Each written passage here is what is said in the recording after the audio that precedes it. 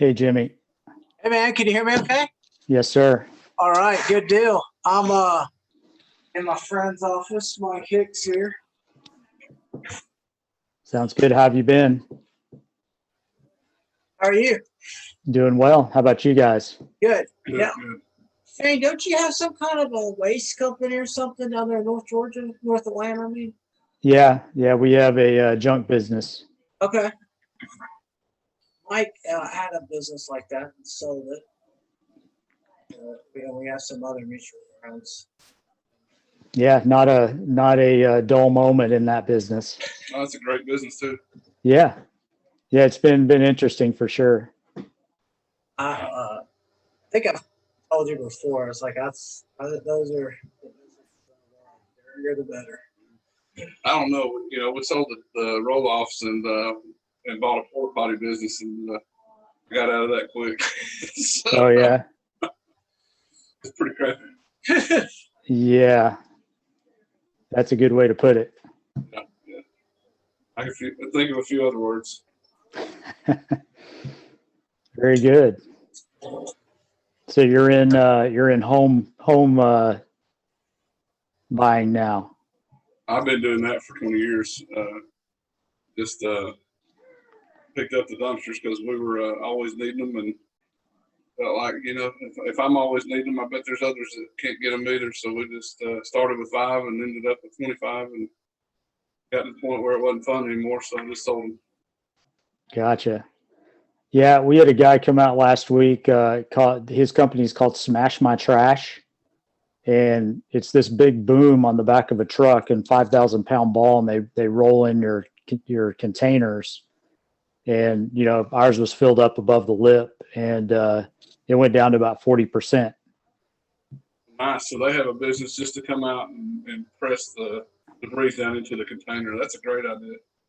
Yeah, I mean, Yeah, I've heard it. if you did it's a franchise. If you did a lot of volume and you're emptying your container several times a week, it would be cost effective. But we don't. We take our stuff straight to the dump and just have a 40-foot dumpster just for stuff we need to get rid of locally. So anyway, A neat idea. yeah, I thought so. I can't imagine the money he's got in the equipment, but it's pretty nice and new. I bet it won't stay that way long. No, not doing that for sure. I liked it. I heard about it just because I like it, just because you're not dealing with, the transportation and the loading and unloading. You're just driving around. So I like that aspect, but it's all about people and how much headache you deal with. But at Chattanooga, I'm not sold to be that good a market for it because we're so, we don't have enough volume. You get like Nashville where they're building 1,000 homes in a neighborhood. I mean, that could get profitable real quick. Yeah, I can imagine it's different in every location. So he's got one here and one further into Atlanta. What part of Atlanta are you in, or north, south? I'm in North Cherokee County. Okay. Yeah. Good deal. Well, got a couple of texts, people joining late and want to get the recording. So we'll go ahead and start. So Mike Hicks is a good friend of mine, and there's literally nobody more creative when it comes to financing deals and just like a creative structure around deals. So just wanted to have him on just as a guest speaker, just another perspective than a banker. And would just love to hear about just first off your story, because you started out as a cop, right? No. Oh no, just kidding. No, I fell into that. Okay. Well, how did you start out? I started out. A good friend of mine growing up, his dad was a developer, and I went off of college for 6 months and came home. I thought, I came home. It wasn't for me. So I came home and I went to him and I said, "Hey, I want to build a house." So he, at 19, he fronted me the lot and said, "Here you go." So we went to the bank and my dad co-signed and I built my first home at 19. It was 2,500 feet. It wasn't a little home to especially to a 19-year-old, but that's kind of where I started, and then just fell in and built a couple homes a year and remodeled a couple homes a year. And then, 2007, 8, 9, the market tanked and I tanked with it and over leveraged. And so I took a full-time job as a police officer at night and just kept on doing my thing during the day with real estate. Made it through, learned a few things. Okay, now when you say at the very front, he fronted you a lot, so he just took like a standby second on Yeah, that? took a standby second. He held the second, never recorded it, so I was able to go to the bank and use the lot as collateral. And just him knowing that he would get paid when the house sold. Good deal. So that's kind of the early learnings of seller financing and seller carried back seconds. Did he charge you an interest rate? No, Okay. So how fast did you build and turn that? that one was a little slow. I was 19, so I learned a lot about contractors and dealing with them, and Sure. they probably took advantage of me a little bit being a kid. But yeah, it took about a year. I tell you, it took. We were completed about 9 months, and at 9.5 months, September 11th hit, and then the house sat. Oh wow. And so we sold it about a year after we started. Okay. All right. You stuck with it. I think I made $2,500. Okay, I was going to ask if you kept up with a number. So all right. Well, that's good. What's like your most creative deal? There are so many.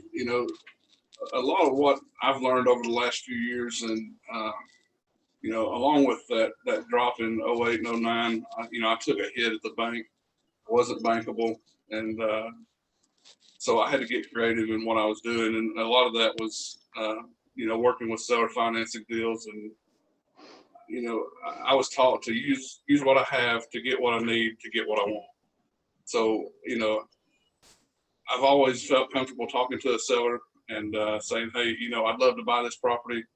The problem is I don't have the money to do it right now, or I'm not able to go to the bank and borrow it right now. Can you hold the note for X amount of time until I can, close it and get you paid? So that's how we did it for a while. And then we got into private money that wanted to fund deals and stay in for half the deal. And so we did that for a few years and until we were able to start using the banks again. But once I was able to start using the banks again, I'd honed my craft enough to where I could complete these bigger deals without using a bank. So we would work out a seller second, come up with a down payment by doing an exchange from another property, and then just move from property to property and come up with our long-term holds. Okay. Now, do you utilize like a self-directed IRA, or your own person? Are you building in your personal name, a company name? How do you look at this? As far as borrowing, or just creative financing? Well, so I go to a lot of events in Atlanta with Advanta or Equity Trust, or there's several that have self-directed IRAs, and they hold events that talk about creative ways to put your money to work. So yeah, I have a self-directed IRA that I lend out of, and that I buy options and sell options and do things like that with it. But those events are good places to meet people that have private money sitting in an IRA that might have been sitting for 3 or 4 years. Real estate investors are funny people, because they want 10 and 12% returns on their money so bad that they'll let it sit for 3 years, pass up 3 8% loans, because they want that 10%. Yeah. So going to those events and meeting with those guys and developing the relationships with those people is a good source of creating private money that you can put to work, immediately, and not have to wait, 6 weeks on bank approval and these guys over here. Let me ask this from just a selfish standpoint. I'm a big guilty. I'm not looking for those returns. I'm just like guilty of letting IRA, it's in a Roth. Yeah. It's just been sitting, forgetting it. It's only got like, yeah. Like, what would you? Man, options are great. I mean, so the first deal that I did was, for $1,000, I in my IRA had $5,500 in it where I funded it. I took and bought an option on a house for $1,000. sold the option for 11,000. I got my 1,000 back plus 10. Okay. And put that right back into that self-directed off tax free. Okay. So All right. then you know you do that a couple times, you've got enough to buy a cheap house. So I did it a couple times, built up to 25,000, bought a house for 20, turned around and sold it to an investor for 30, and carried the note while he rehabbed it. So not only did I create the spread of 10,000, I'm also charging him 15% interest on that money while he's doing the rehab, which was a year. So that's just more money going back into that self-directed IRA. Okay. Good deal. And there, who do you? I'm asking you. I use Quest. I don't mind. Use I use Quest. Quest Trust Company for my IRA. And you recommend them? Or? I do. They have a lot of educational events, but they also have a kind of a side group that's kind of a following that's Walter Wofford in Jackson, Mississippi, called Financial Friends Network. And it's Financial Friends. They meet frequently and hold different classes. And again, it's a great place to network and meet the private money. Yeah, you've said it before. I think the value is it because I'm a cheapskate, and I don't say that in a positive way. It holds me back, but the value's in the network. The values in the network, but Yeah. these guys aren't charging 25,000 for their mastermind group. They're Right. charging $499 for the 3-day workshop on how to do this. Yeah. And then again, at dinner, at breakfast, that's when you're meeting and making those relationships. Yeah, sure. Yeah, and I've got a lot of good friends out of it. Yeah. Good deal. So, so you've covered self-directed. What about? I know you build a little bit too. I know we're talking about purifiers, but just real quick, like when you're looking at like a lot or like looking to build, can you just go over kind of like what's going on in your head? Like, are you looking for like a flat lot and a subdivision? Are you wanting to keep your lot cost at like 10% of the total cost or total value? What's just some of the rough ideas? It's like a build to rent group, So Yeah. So I mean, it depends on what I'm wanting to do with the property, what I'm willing to pay for the property, and what I'm wanting to do with the property, what I'm willing to look for. So if I'm wanting a few quads on the property, I want something that's either a lot of road frontage and flat, because I don't want, I want to build on slab. Or if I can find something that's 200 feet wide and 700 feet deep, and I can put a driveway up the middle and throw them in there. You look at price per acre, it's not as relevant when it comes to a larger piece that, okay, so this 3 acres is $75,000. Well, I can put 36 units on that 3 acres, so that cuts my lot cost down to the $2,000 a unit. Yeah. Real quick. So that's one thing. I just did a YouTube video on what I look for when I buy land. Okay. It just uploaded this morning, but Okay. it goes into zoning, planning and zoning. It goes into setbacks and septic, sewer, all the things that I look for when I'm looking for a piece of property. On that standpoint, I forgot to mention at first, Mike's pretty unique, just in the same way, like I'm a banker, but also build rentals. Like Mike is builds and he's also an elected. Really know that government aspect of the zoning and things like that. And I know you've had some experience with just neighborhood regulations and the benefits that can come from the restriction. Everybody likes to complain about the negatives, but there's definitely benefits of having restrictions in a neighborhood. In a community like the one I'm in, where there's been no restrictions since the 70s, there's a lot of pushback when you come in and put restrictions in. And, Sure. And they say, well, can't we do it like this? We used to do it that way. And, so my answer is, are we building for the community that we want or the community that we have? So that's why I like the restrictions in certain places. Mhm. Other places, they don't make as much sense, but that's kind of what we're going for. Definitely seen it at my old bank. We had a neighborhood that got foreclosed on, and half the neighborhood had been built out. It's good looking homes, but there weren't any restrictions in place. So the guy that bought it from the bank, he just went and put mobile homes in the back half of the neighborhood in the premium land. I've seen that. Yeah, it happens a lot actually here in the South. Shane, you got any questions, Max? So, the only question I have is what other kind of creative ways to get loans for just lots? I know a lot of banks kind of turn you out or turn away when looking at just lots? I mean, I've had just a little bit of difficulty in getting mortgages or anything like that for lots in particular. I was wondering what other options are there, or how to position myself to be more successful in that. So we've done that a couple different ways. My favorite way to do it is, again, I'm a little off the cuff and out of the box. I don't, so what I'm doing, you may not feel comfortable doing, but we just completed some tiny homes. We're getting ready to start another set, and that's something. It's hard enough to get the loan for the land, but it's even harder to go to a bank and say, "Hey, I need a loan to build 3 shipping container houses and stick them on this lot out in the middle of nowhere."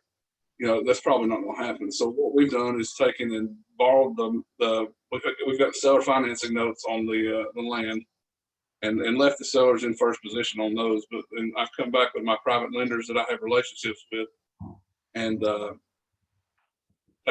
borrowed the money to build each individual tiny home. So there's 4 mortgages on this one lot, one for the land and one for each home. So, the tiny homes, it's a great return with short-term rentals. So, we put those 10% interest amortized over 10 years, but we're paying them off in a year. We're paying one off a year, and then we'll jump to the second one. So, the overall cost is not that great, and looking at it over the short haul. So that's the way I did it on that.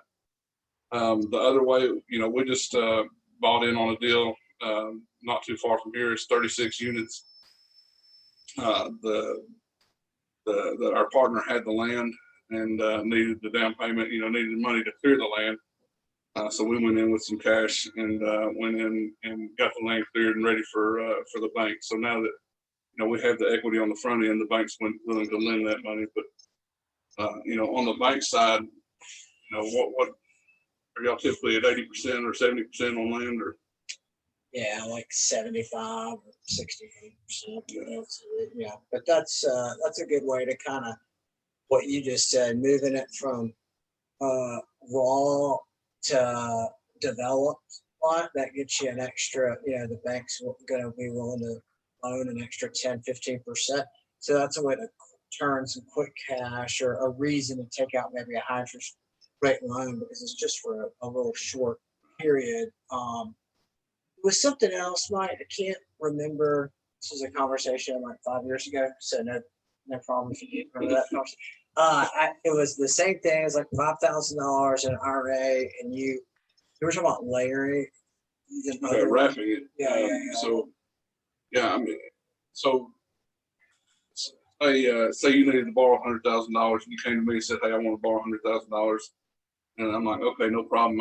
I'll get you $100,000 for this rehab you're doing, or for this lot you're buying."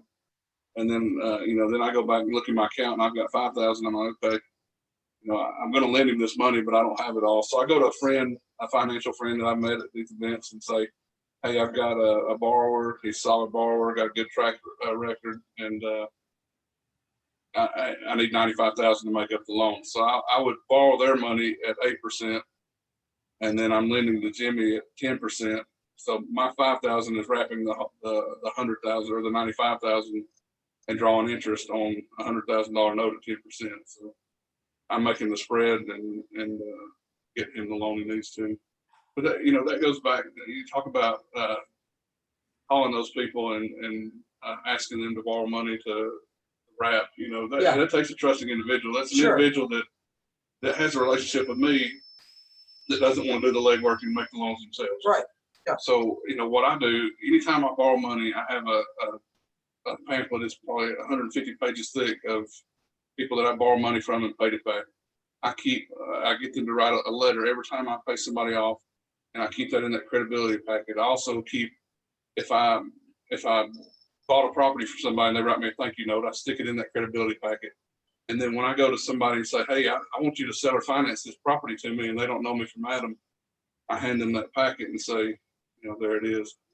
This is the way we've done it in the past, and this is the these are the letters from all of my lenders, stating that I paid them back in full." So I used that not too long ago. We bought a house, 5,000 square feet. This is probably a $700,000 home. It was free and clear. We paid $350 for it. Paid $15,000 down, and it was financed at 0%. for 18 years. So, a lot of times I'm not as concerned about their price as I am the terms. So, she gave me the price, and I needed terms that worked for me, because we're going to turn around and rent that house for $3 a month, and we have to, take that for some expenses. But so, it was my offer was $350, 15 down, $1,500 a month until paid. So I can make that $1,000 a month, $1,500 a month until paid offer. That's a 0% offer, and the majority of the time, people don't realize it's a no interest loan until it's well into the negotiation. Yeah, that's something that's also held. It's just like everybody gets so infatuated with that price. They're not going to kind of, that's fine. Let's talk terms. Have you ever seen Mike Butler?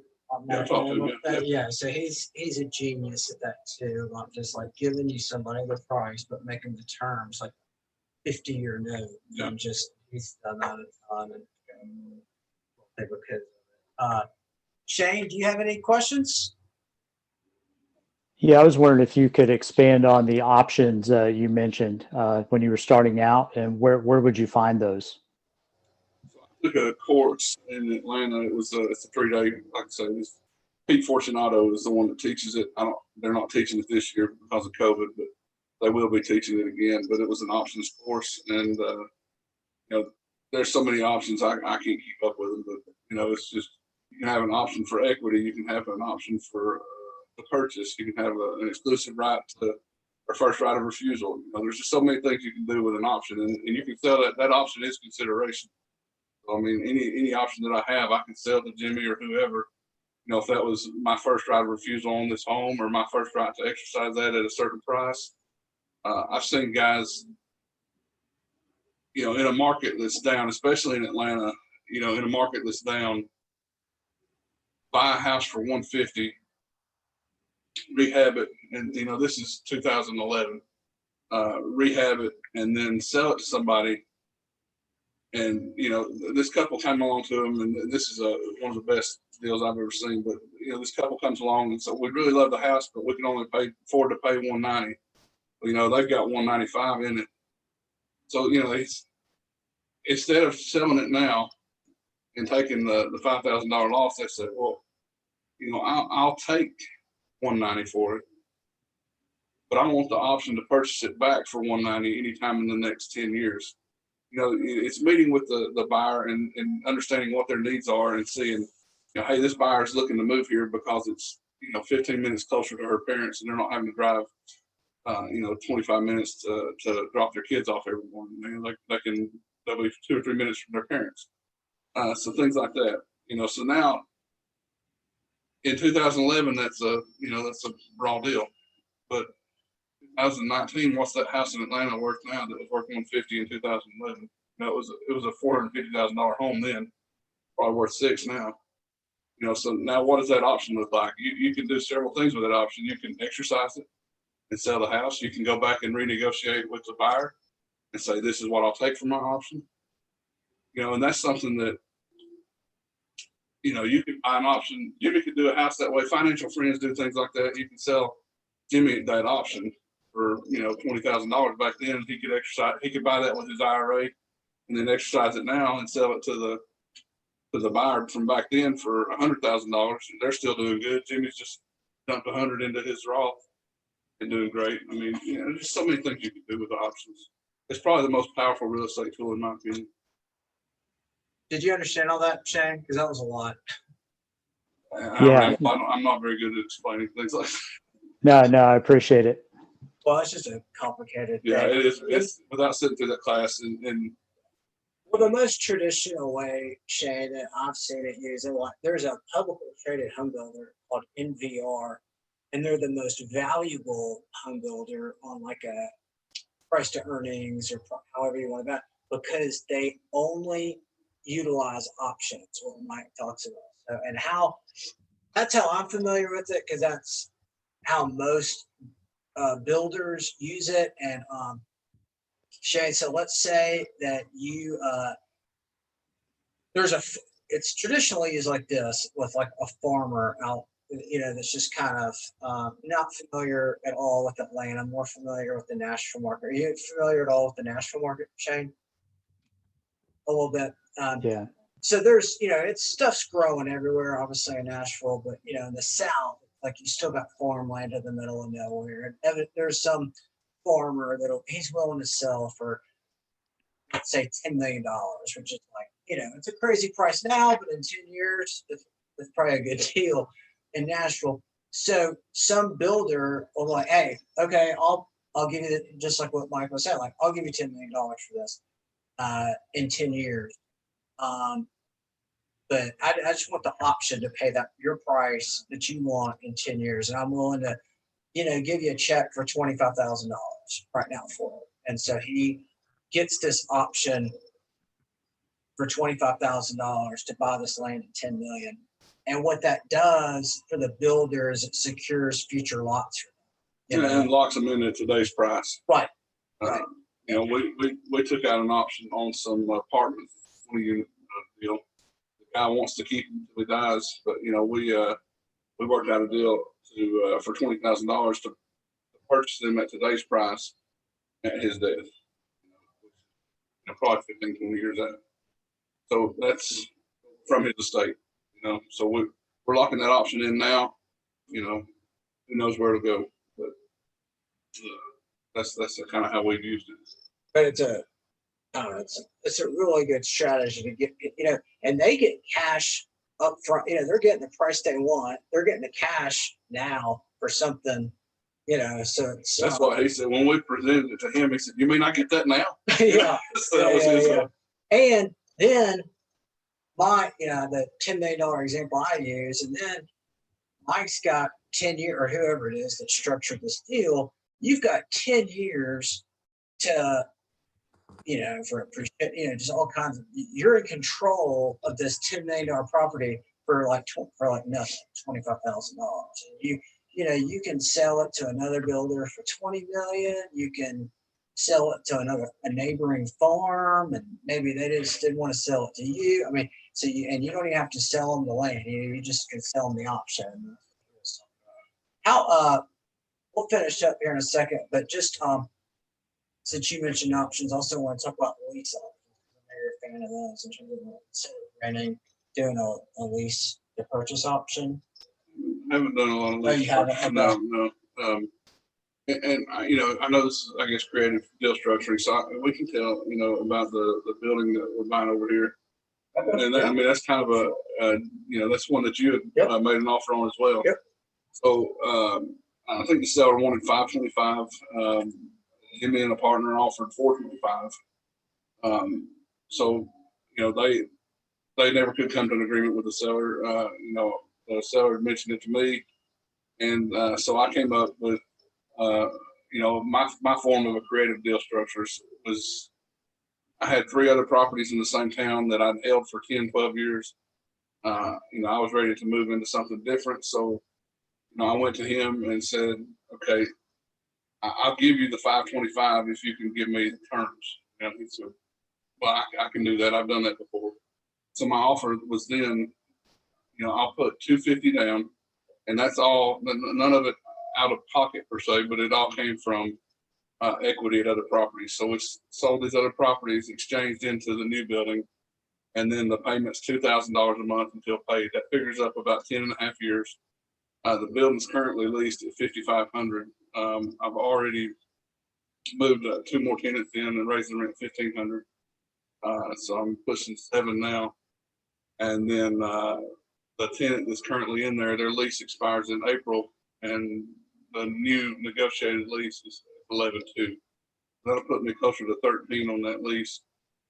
And so it made sense to negotiate that deal and do it that way. So that's kind of how I've done it. I've taken properties that I've held for 10, 12 years that have a ton of equity, sell them, 1031 exchange, and use that money as down payment money to secure a better property and just move up into bigger deals. And that was the same way with this facility here, the storage facility.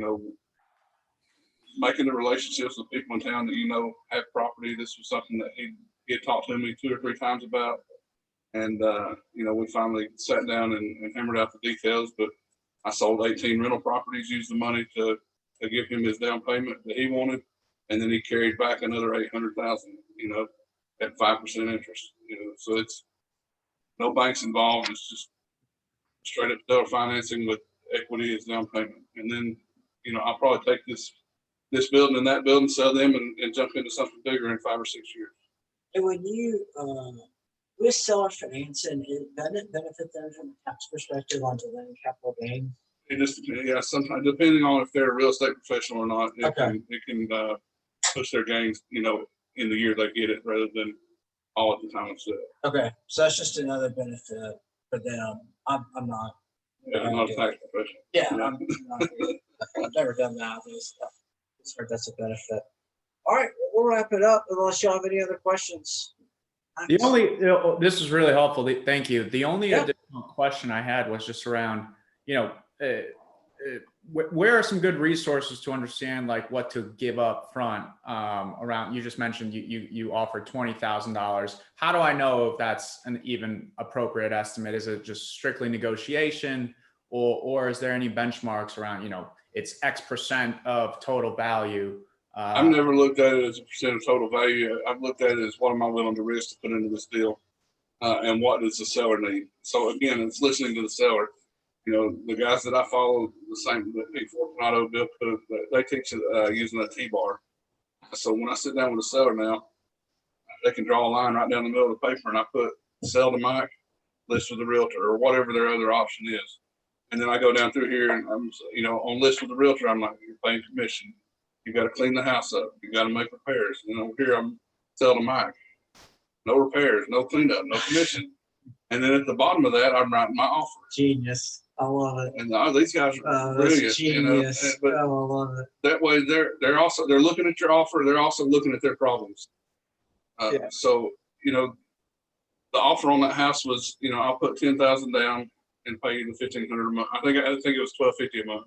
She came back at I'll take 15 and 1,500 a month.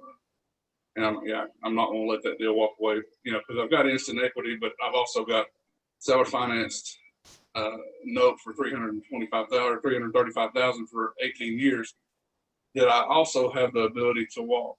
So when I decide to sell that house, I go to her and say, look, I'm ready to sell. I want to walk this mortgage and substitute collateral. So basically, I'm moving that mortgage over to another property and keeping that 0% interest loan in place. So I don't want to cash that out and pay her off. I want to keep that money working. Right. So that's more down payment money on another deal. Did that answer your question? Yeah. Okay. The other thing with I'm not an expert, so I got Mike here, but with just private notes and that kind of stuff, it's easy to get kind of sticker shock at like the rate or a fee or something, but it's pretty much instant. Like it's, there's no timing delay like with the bank or something. And so you've got that, but you've also got, there's typically not an appraisal. There's not just all kinds of other miscellaneous fees. Usually a phone call or some, once I've developed relationships, it's usually a phone call.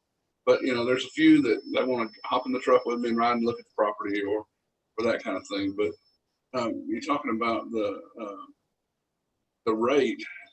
There's a satisfaction to me also in helping somebody else pad their tax-free retirement. It comes down to it. I don't mind paying a financial friend 10 or even 12% to build their retirement, because odds are they might want to borrow money from me one day.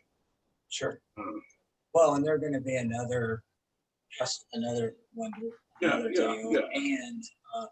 And the other thing too, and this is stuff that I have to like tell myself, is that because a lot of these deals are interest only, right? No, the rehabs I do are interest only. The rest of them are amortized. Okay. Well, yeah, still like the IRR, if you spreadsheet all this out, I mean, when you're doing interest only, it can be a lot better, even though you're paying a higher rate. We've gone for new construction and used private money at 10% versus bank money at 5.5 to 6.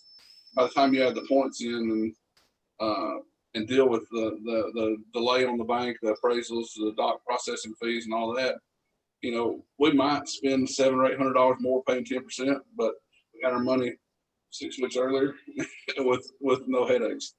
And I'm not trying to, you know, bash on banks. No, this is what I tell everybody from people wanting to get started. Because when you look at real estate developers have been at 20 years, they utilize, they go to play golf with the full set of clubs. So this is what this is. Like creative financing, it's a bad term, like that. It's like an infomercial or whatever. But in reality, it's just more clubs in your bag for you. It's not. I mean, everybody uses a bank, for a checking account or even or permanent financing or a loan. But it's also, I mean, when you got to get a lot like tomorrow, a bank can't do that. Well, that's the thing. I used to, when I first started building, I was building one house at a time because that's all the bank would let me do. Mm-hmm. Then it got where they let me do two.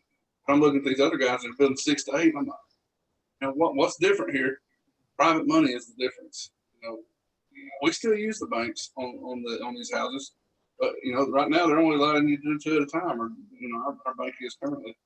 So we've got private money on 4 others that we're using on these other houses. And going back to a previous point, that's the thing. It's like first off, you just said you crunch the numbers, private money versus a construction loan. It's a couple $1,000s difference. Well, let's just say it's $2,000 difference.